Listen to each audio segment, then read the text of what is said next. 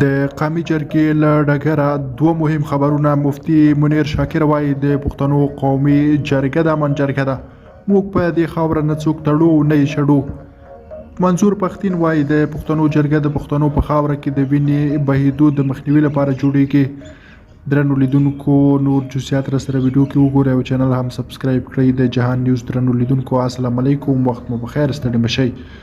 د پښتون ژغورنې غورځنګ مشر منظور پښتون وایي د پښتنو د عدالت جرګې د رابللو موخه دا ده چې نور پر دغې خاورې د وینې تویېدو بهیر ودرول شي.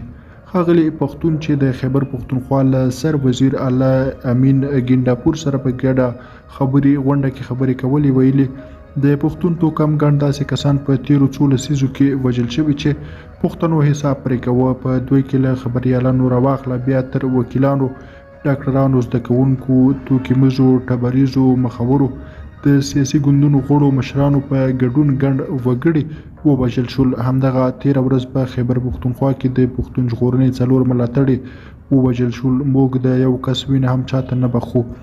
نوموړي ډېره کړه موږ د همدې موخې لپاره جرګه رابللې ده چې په خپلو کې سره سلا مشورې وکړو چې څنګه له دغه ناورینه راوتلی شو.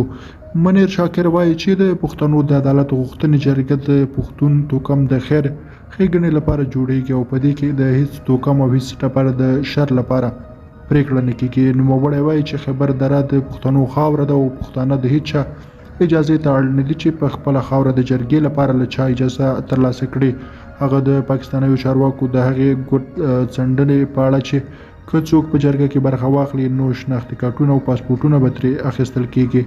وایي 70 کاله وړاندې پاکستان نه و جوړ شوی، خو زموږ پلرونو او نیکونو په دې خاوره ژوند کوه. هغوی نه شناختي کارتونه لرل او نه هم پاسپورټونه. موږ هم د همدغو پلرونو اولادو یو. که څوک یو ځل له موږ څخه پاسپورټ یا شناختي کارتونه اخلي، زر ځلې دې واخلي. موږ د دې خاورې اصلي څښتنان یو او په دې خاوره کې به اوسېږو او هېڅوک مو له خپلې خاورې څخه ایستلی او شړلی نه شي. درنو لیدونکو، له ملتیا مو مننه. د نورو مطالبو لپاره له موږ سره اوسئ. ښه وخت ښه شي.